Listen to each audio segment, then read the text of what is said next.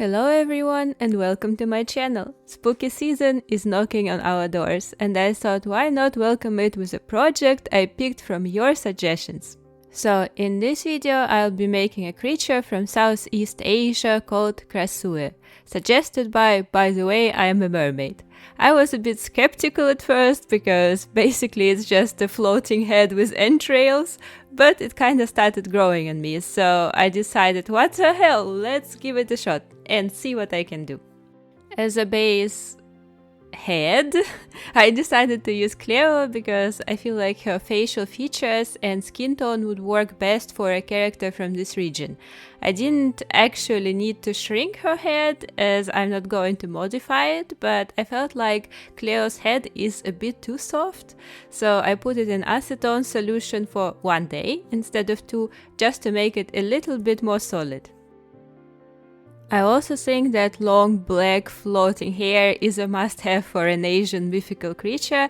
We saw it many times, for example, in Japanese mythology as well, but it also has something to do with my personal preference because I am a sucker for long hair looks. I also think that this hairstyle would frame the organs very nicely and kind of put together the entire composition. Krasue doesn't have any legs and I had to think of an alternative way to display her, so I figured we could as well just hang her to make her float like an actual ghost. So I pierced her head through and installed a wire loop on top that we can use for this purpose later on. The bottom end of this same wire will also be used for holding some of the entrails, so the entire construction will be connected securely. I was struggling to reroute the split and spread the glue properly because the factory split cracked and I was afraid to cause even more damage. And I ended up with not enough hair on the split. So now I need to sneak in and add some hair strands to fill in the gaps. Instead of a regular rerouting tool, I'll need to use a long needle to pull the hair through and make a knot. Synthetic hair is usually very slippery, so I use a drop of super glue to secure the knot and then pull it inside. This method takes a lot of time, but it's totally worth it, especially considering the fact she won't have any sort of hairdress or updo to hide the bald spots. Can't even cheat with this one. I will be working on all of the organs simultaneously, so I had to make a quick sketch or a scheme to keep the proportions right and plan the composition in general as well. I think the most important part here will be her heart, and I want to build the rest of the organs around it.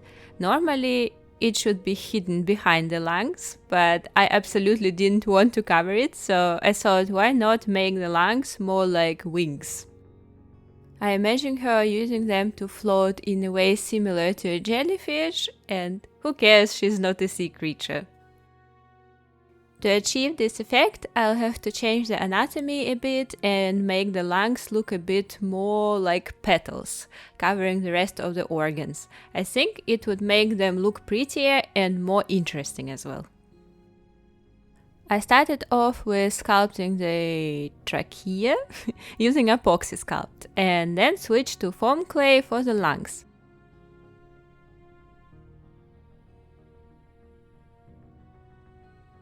Foam clay is very lightweight, so it works perfect for building up some volume without making the item too heavy.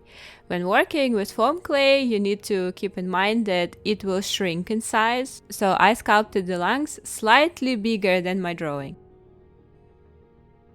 You can see on the video how much smaller they became compared to the sketch. Then I placed them on the wires and secured the connection with super glue. Now we can finally get to the fun part and add some textures and fine details. I cover the lungs with a thin layer of epoxy sculpt and then add textures with a sponge. I think it makes them look very realistic.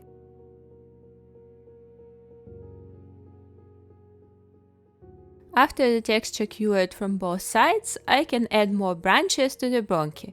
I really liked sculpting them because they remind me of a tree or some sort of roots.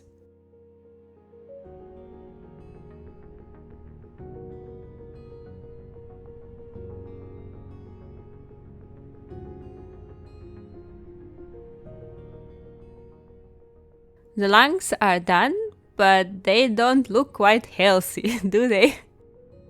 You are going to die young because you smoked 30 cigarettes a day since you were 15. So let's try fix it with paint. In real life, it won't be that easy, so if you smoke, don't. Red paint doesn't have good coverage, so I always advise to add white highlights before painting it red. It will make the color pop more and reduce the amount of paint layers you will need.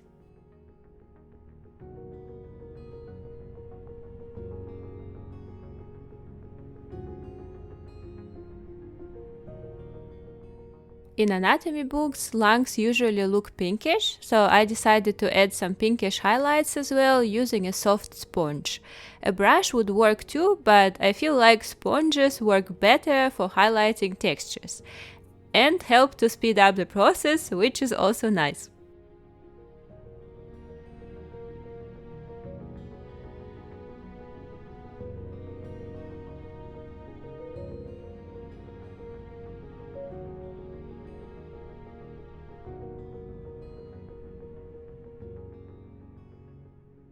At last, I added some blue wash as well to suppress the orange shade.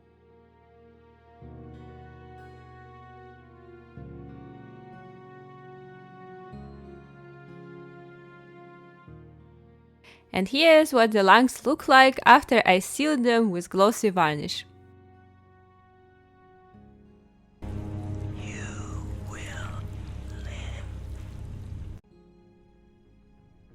Now we can move on to the face-up. I looked for references online and found these two Thai movie posters featuring a Krasue. One looked cute and sad, and another one seductive. Personally, I liked the cute one more, but I felt like the seductive one suited the character better.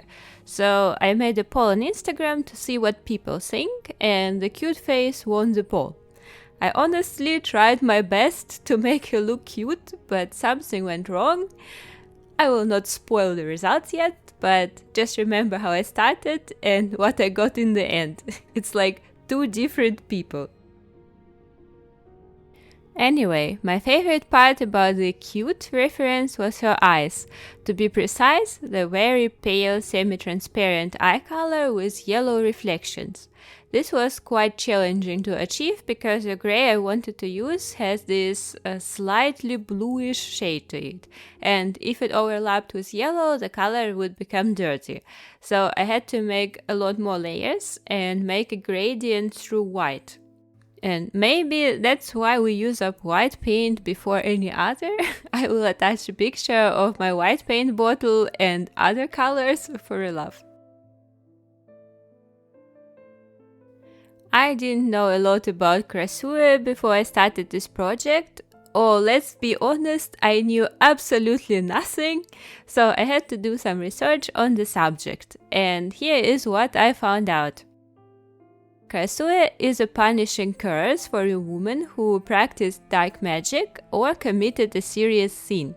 During the day, a possessed woman would appear as usual and live her normal life, but at night her head would detach from her body and start floating through the air, trailing her glowing internal organs. Krasue is also vampiric, so it feeds on blood and, according to some stories, can also consume unborn babies. To protect themselves from Krasue, people would plant spiky plants around doors and windows, so if a Krasue tries to enter their house, her organs would tangle in the vines and keep her stuck until sunrise. That will make her perish. I think it's another feature that makes her sound very similar to our classic vampires as well. Just like most of the folk tales, the story about Krasue was used to explain things people didn't yet understand, like for example sudden illnesses, deaths of livestock, or miscarriages. It is also very likely that the story about Krasue originates from an Indian legend about a woman who was sentenced to being burned alive, but she managed to cast some sort of a protective spell that kept her alive, but only her head and organs remained. I think this would perfectly explain how people came up with this particular image of her, and it also shows how connected myths and legends from all over the world are. People are social creatures and we don't live in isolated societies, which makes tales and customs spread across the globe. For example, in Asia there was a big trade route called the Great Silk Road that was also responsible for cultural exchange because travelers were talking to each other and the stories would stick with listeners because we all have shared experiences and fears as well. Like if we use the Krasue example, she was responsible for miscarriages and that's something many people experienced, and these shared experiences are also the reason why some nations could also come up with similar myths independently. Like for example, Krasue is sucking blood from animals in Asia, while Chupacabra does the same thing but in South America. I personally really like to focus on what different cultures have in common because these shared experiences help bring people together by giving them some common ground to start a conversation and to build a bridge between different cultures. Anyway, I think now we can see how she ended up looking not so cute anymore. At a certain point, I just kind of felt like there was not enough contrast to her face, and I started adding deeper shadows, and this character was also giving me bushy eyebrow vibes, which is something very unusual for me, but this time I just felt this way. I don't know. Well, it explains why I'm not capable of planning a design. I ended up very pleased with the final result though. I feel like it's one of my best face-ups so far.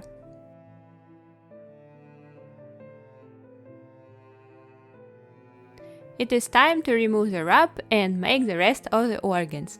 I think a heart is the most important organ, so I started there and it also took me the most time to make. I'm sculpting it like a pendant. I made a base with aluminium foil to reduce the weight and then sculpted the details with epoxy sculpt.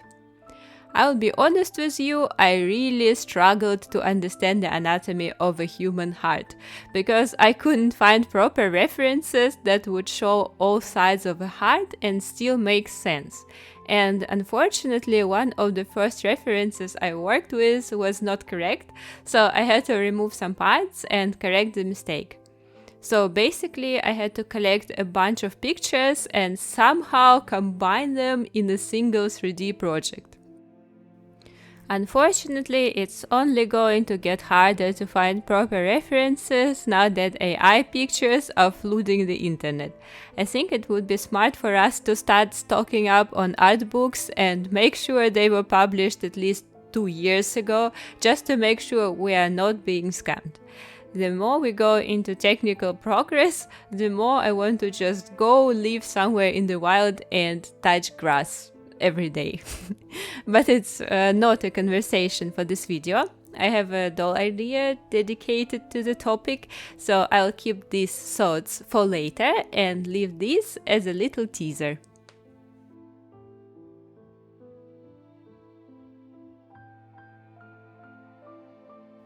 As I mentioned, the heart took me the most time in this project, mostly because of figuring out its shape and details. There was a lot of trial and error involved, but I ended up quite happy with the result. If you saw my Anubis video, there I was also sculpting a heart, but it was laying on a plate and I just needed to know what it looks like from one side. I also had a better grip on the item without risking squishing it, and the sculpting process there went a lot quicker and in much less stages than I had to do here. It didn't feel too bad though, because I was simultaneously sculpting other organs as well, and curing time between the stages was not really pushing me back, if it makes sense.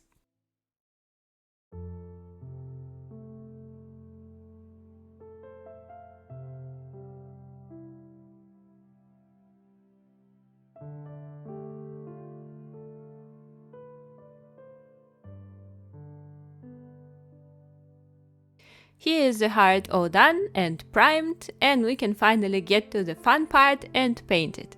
As usual, I start off with dry brushing it with white to add highlights and help the red paint look red. Then I covered the whole thing with red.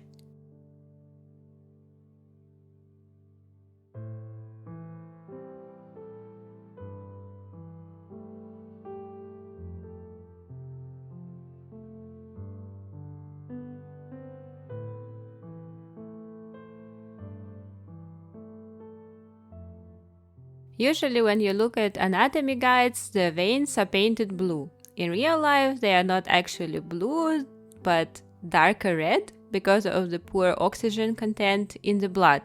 I'm going to use a blue wash anyway though to cancel the orange in red and make them darker and cooler. After drying, most of the blue will fade and it will look rather dark brown with some little glimpses of blue, which I think will just make the paint job look more interesting to look at. And here's what it looks like all sealed and glossed. Now that it's painted, we can also properly appreciate all of the detail I put in it. It was my favorite part of this project and I really did my best with this one. Can you tell? The next element is not as complex, but it is interesting in a different way. Now I need to sculpt the digestive system. For the stomach, I'm going to use Cos clay because it stays slightly flexible after curing and is not as brittle as epoxy. It was my first time using Cos clay, so I had no idea how to handle it. And the fact that the shop workers glued the sticker nowhere else but on the directions how to use it didn't make it easier for me.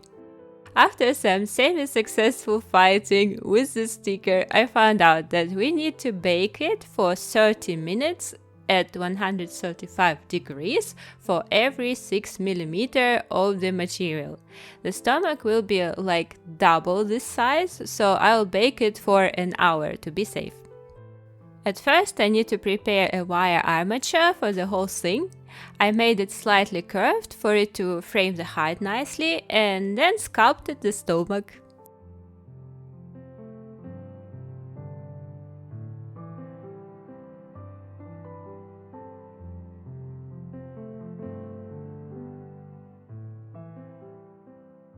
In the bottom you can see a little slit I sculpted. This element will be needed later on for attaching the guts.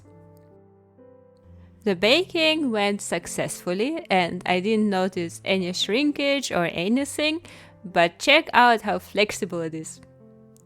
The stomach already has a nice pinkish color, so I'm going to just add some depth and color variation to it using pastels.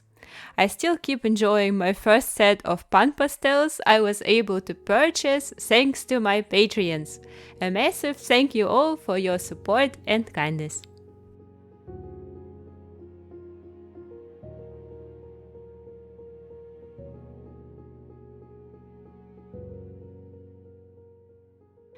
Alright, the stomach is done, but what can we do about the guts? I figured it would work best if I made them out of textiles since they are shaped like spaghetti, and then maybe add some clear beads to make them look ghostly. First I wrap the wire in padding and then cover it with fabric.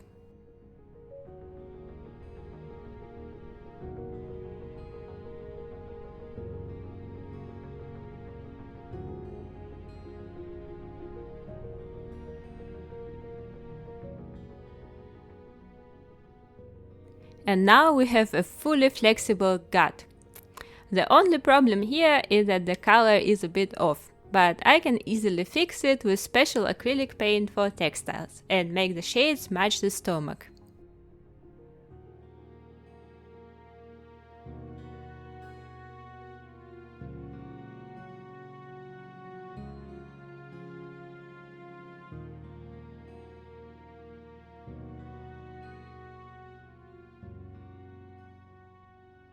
and afterwards I can make the rest of the gut with beads. I settled for clear glass beads because I felt like they looked better and I could also make a size gradient with them. I actually bought them for a different project, but whatever. I also thought about adding some red glass drops to it, but it felt a bit too much, so I skipped it. The gut is done, but there is still one more organ missing. Can you guess which one it is? It is a liver, also the easiest and fastest organ to sculpt. For the liver I used foam clay for its light weight.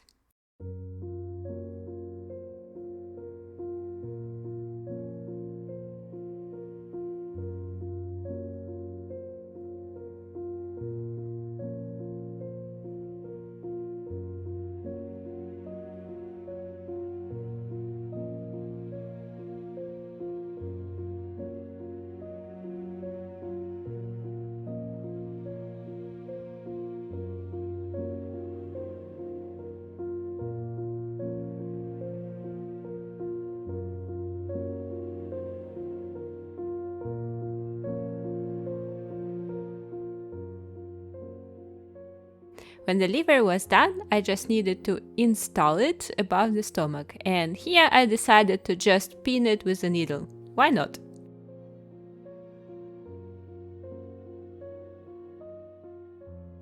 And now we can finally put the Krasue together.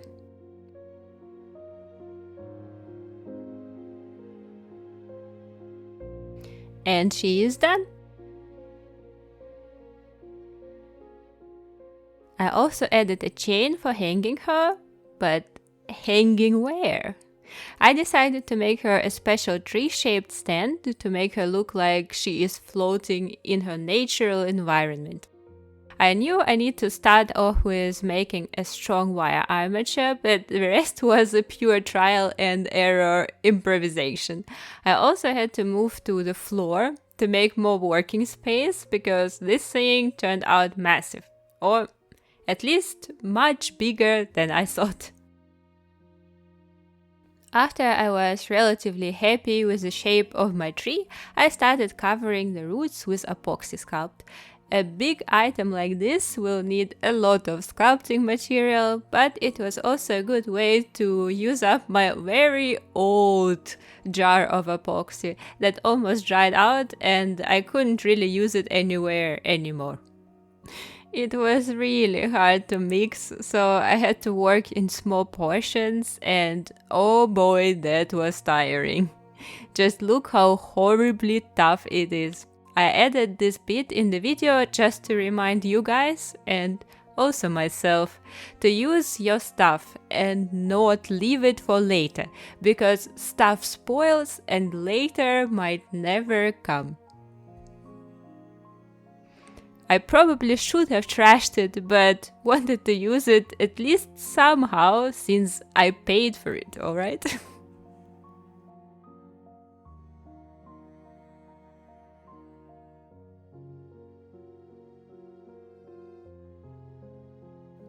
With the roots, everything was more or less clear, but what to do with the branches? They are very thin and epoxy would easily snap on them. At first I started sculpting them with foam clay, but then I thought why not use thermoplastic instead? It's flexible but also way more durable than foam clay. My usual problem with thermoplastic would be its grainy texture, but in this case it would only imitate the tree bark and actually make it look better. So what the heck?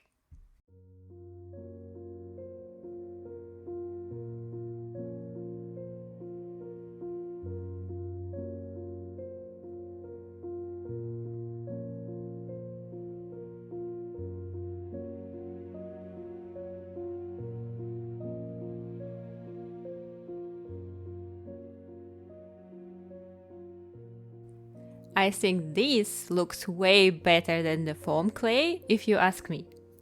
I added even more texture to the bark by heating up the thermoplastic and stamping it with squished aluminium foil.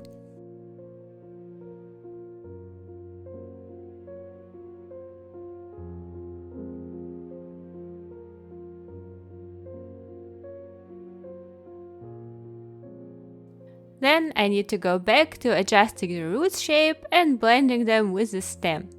This was the most soul-draining part of the work, especially considering that I broke a few roots several times and had to go back to fix them. Epoxy was not the best choice for this. Looking back, I would rather go for thermoplastic here as well, or coarse clay, but it probably wouldn't fit in the oven so easily.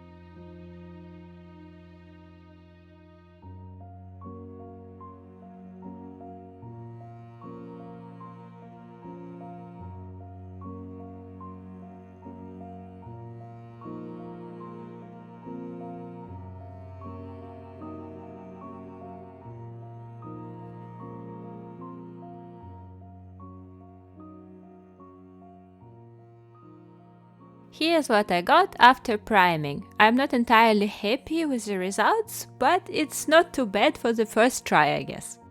And the next step will be painting. I again start off with highlights, but this time I chose to use a sponge for painting to speed up the process. I think it works perfect for bigger items like this one.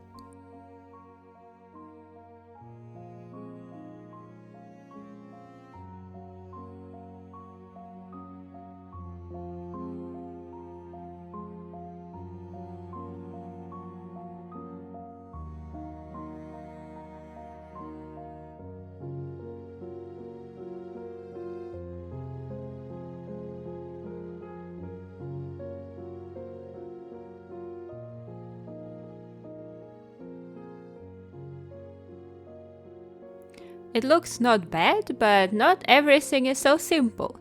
The base of the tree turned out a bit wonky, and some roots were not touching the table, while the other few had to hold all of the weight on themselves, and it was not what I wished for.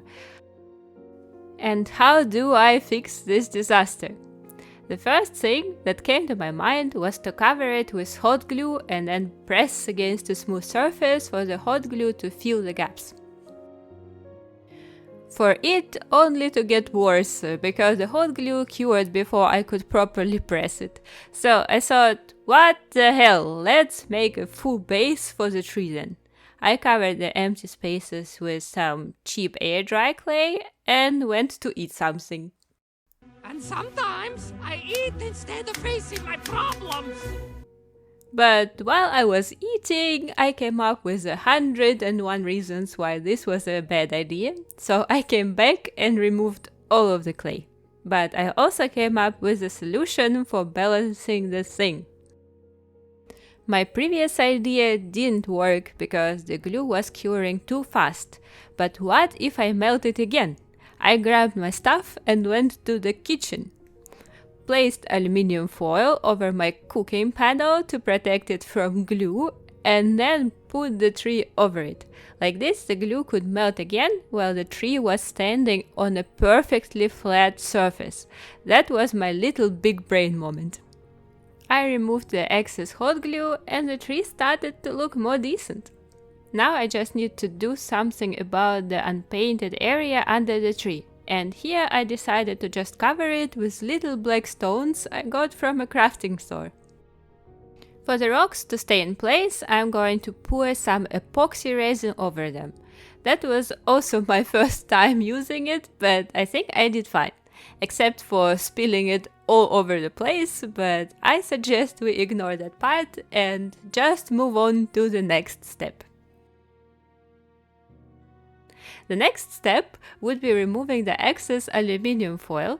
As you can see, resin leaked a bit further away from the rocks, mostly because I kept spilling it where I shouldn't, but no worries, this is not a big deal.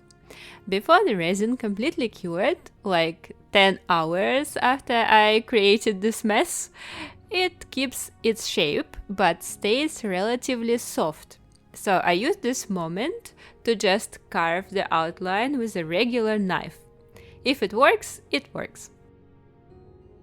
And at last I need to find spots on the roots where I spilled resin on them and paint over it to make it look matte just like the rest of the roots, as if nothing has happened. And this was the last step. Now we can hang our lady on the tree and check out the end results.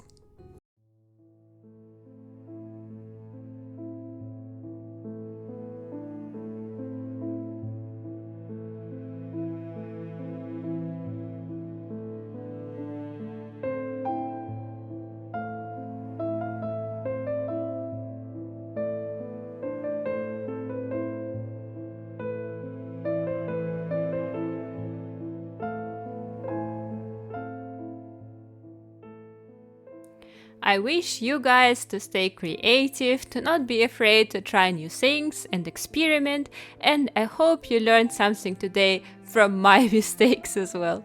Let me know in the comment section what you think about this project, and if you liked this video, support it with your thumbs up and supportive messages. And if you would like to support my channel further, you can also join my Patreon for more in-depth content or buy me a coffee. All of the links you can find in the description box. And even though I started Patreon now, my giveaway offer for Buy Me a Coffee still stands. For every 100 coffees I reach, I'll make a giveaway and the winner will get a custom doll commission. Each coffee equals 1 entry. Thank you very much for spending your time with me, and I hope to see you soon in my next video. Bye!